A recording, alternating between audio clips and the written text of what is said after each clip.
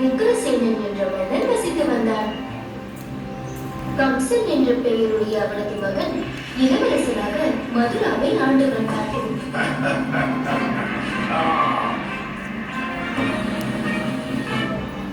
கம்சன் குரூர புத்தியுள்ள கொஞ்சத்தில் கருணை இல்லாத கொடூரமானவனாய் விளங்கினார்.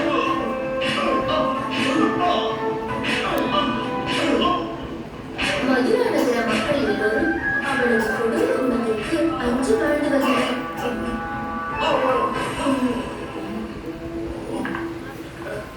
ஆயினும் கம்சன் தேவகி என்னும் தனது ஒன்றுவிட்ட சகோதரியை அன்போடு நேசித்தான்.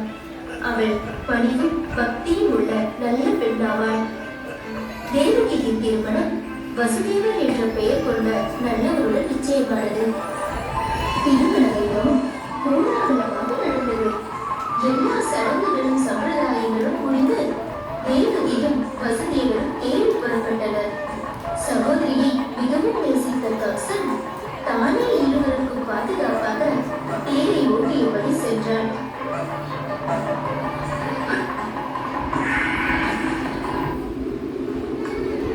அவர்கள் செல்லும் வழியில் திடீரென்று வானத்திலிருந்து பெருங்குரல் ஒன்று அசரீரியாக கேட்டது.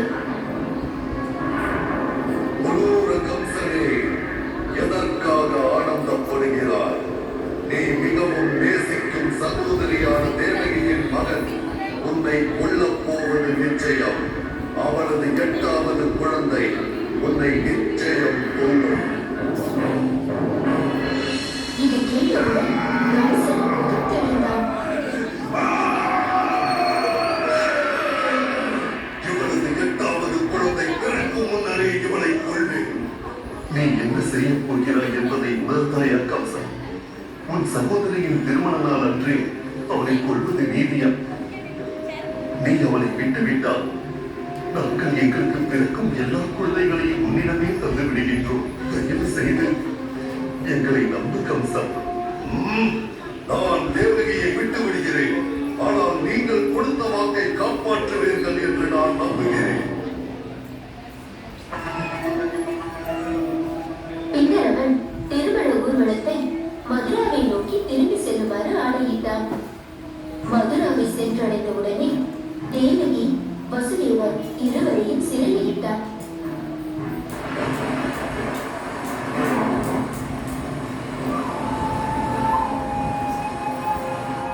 அல்லது பெரும் புயல் காற்று மதுரா நகரத்தை சூழ்ந்து வீசிற்றது.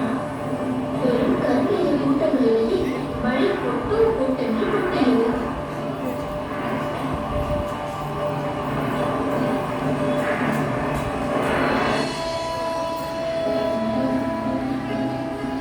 தேவகி 8வது முறையாக கர்ப்பம் தரித்தாள். திடீரென மகாவிஷ்ணு அவர்கள் முன் தோன்றி,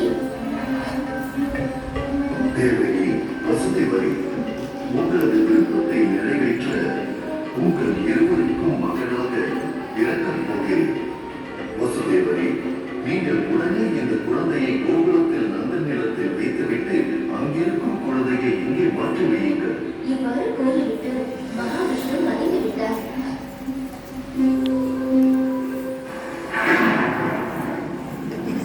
அன்று நள்ளிரவு தேவகி ஒரு ஆண் குழந்தையை பெற்றெடுத்தார்.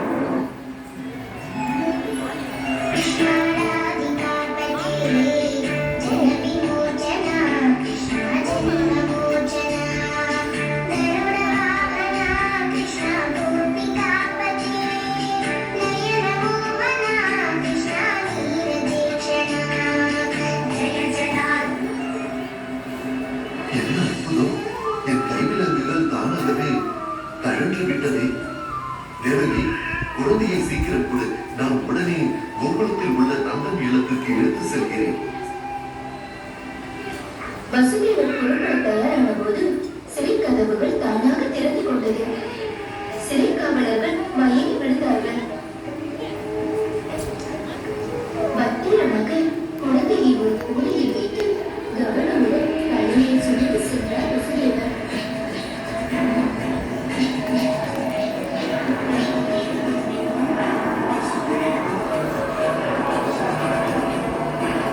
கோகுலத்தை நோக்கி அவர் வந்து